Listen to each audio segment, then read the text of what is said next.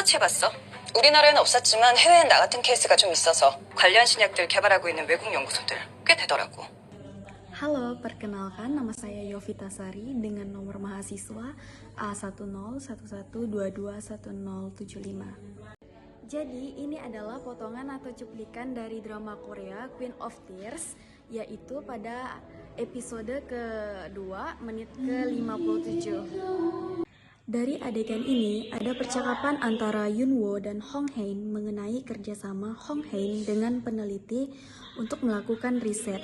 Karena banyak laboratorium yang mengembangkan obat baru, maka dari itu saya terinspirasi untuk membuat kontrak yang berjudul penelitian medis untuk pengembangan obat baru.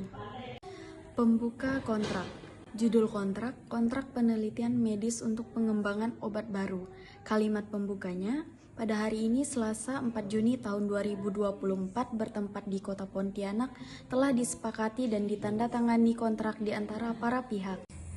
Bagian komparisi yang pertama, Yunwo, 45 tahun, beralamat di Jalan Ilham Permai, Blok B, nomor C12A, Sungai Bakong, Pontianak. Dalam hal ini mewakili Nyonya Hong Hae dalam kapasitas sebagai kepala rumah tangga, bertindak untuk dan atas nama yang bersangkutan berdasarkan surat kuasa yang bermaterai cukup. Selanjutnya dalam kontrak ini disebut sebagai pihak pasien. Yang kedua, Yovita, 47 tahun, beralamat di Jalan Zainuddin, Kelurahan Tengah, Kecamatan Pontianak, Kota Pontianak. Dalam hal ini mewakili para peneliti dalam kapasitas dan jabatannya sebagai dokter, secara sah bertindak untuk dan atas nama perusahaan farmasi. Selanjutnya dalam perjanjian ini disebut sebagai pihak peneliti utama. Pihak pasien dan peneliti utama untuk selanjutnya secara sendiri-sendiri disebut sebagai pihak dan secara bersama-sama disebut sebagai para pihak. Bagian resital ada 3 poin yang akan saya sampaikan. Para pihak terlebih dahulu menerangkan hal-hal sebagai berikut. Pertama, pasien adalah Nyonya Hong Hae yang menderita klausitoma yang merupakan penyakit langka berupa tumor otak.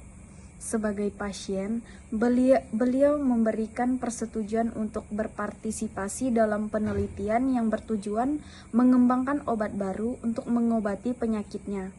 Nyonya Hong Hae setuju untuk mengikuti semua prosedur dan uji klinis yang ditetapkan oleh peneliti. Kedua, peneliti utama adalah Yovita yang bertanggung jawab untuk keseluruhan proyek penelitian dan pengembangan obat baru untuk klausitoma. Tugasnya meliputi perancangan studi, pengumpulan data, pengawasan uji klinis, analisis hasil, dan pelaporan kepada pihak terkait. Yovita juga mengkoordinasikan kerjasama dengan laboratorium dan institusi penelitian lainnya. Yang ketiga, pengembangan obat baru yang bermanfaat bagi kesembuhan Nyonya Hong Hae yang menderita klausitoma melibatkan serangkaian langkah ilmiah dan klinis yang bertujuan untuk menemukan dan mengembangkan senyawa baru yang dapat secara efektif mengobati atau menyembuhkan penyakit langka ini. Selanjutnya, ruang lingkup.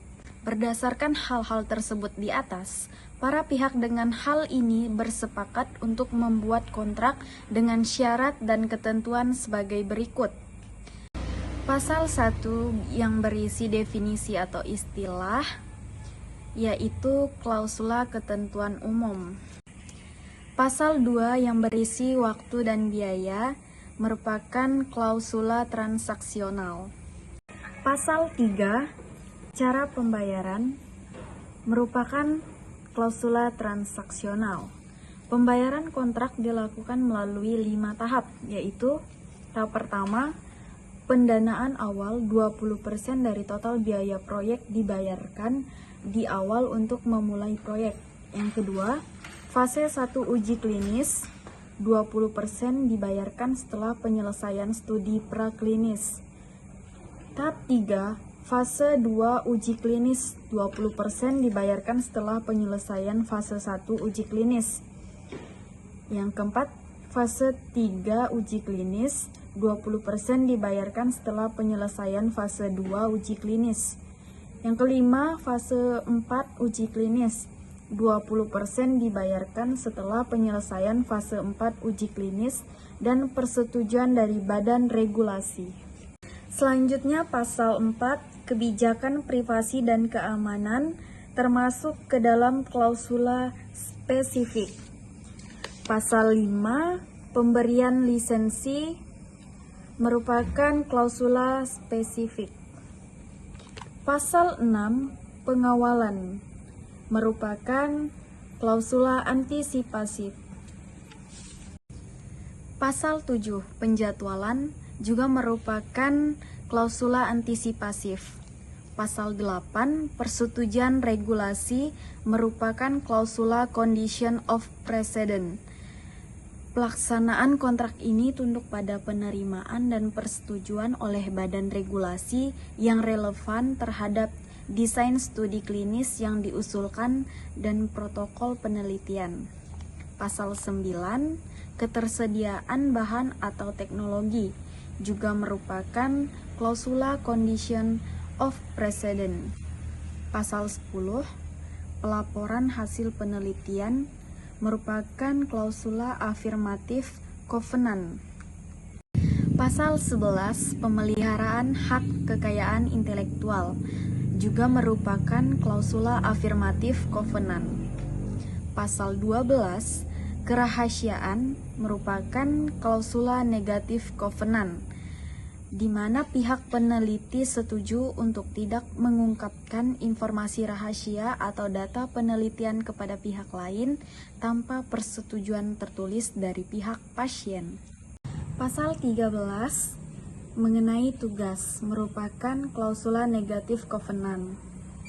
Pasal 14, penyelesaian sengketa merupakan klausula antisipasif, yaitu menyediakan mekanisme untuk menyelesaikan sengketa seperti mediasi atau arbitrase tanpa harus melalui proses pengadilan yang panjang.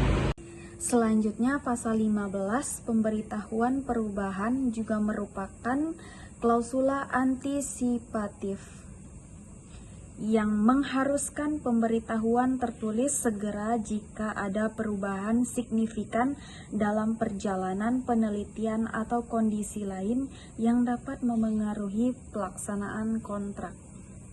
Selanjutnya bagian penutup. Demikian kontrak ini dibuat dan ditandatangani dalam rangkap 2 yang memiliki kekuatan hukum yang sama dan dimaksudkan sebagai alat bukti yang sah bagi para pihak. Ini adalah pernyataan kontrak sebagai alat bukti. Kontrak berlaku sejak tanggal 7 Juni 2024 seperti yang telah disebut dalam kontrak ini. Pontianak 4 Juni 2024 merupakan tempat dan tanggal kontrak ditandatangani. Pihak peneliti utama bertanda tangan dan pihak pasien bertanda tangan merupakan penetapan para pihak dalam kontrak. Selanjutnya saksi-saksi yaitu Andrija, Katarina, Mara, dan Costa merupakan penempatan nama-nama saksi. Demikian kontrak ini dibuat sebagai tugas ujian akhir semester. Terima kasih.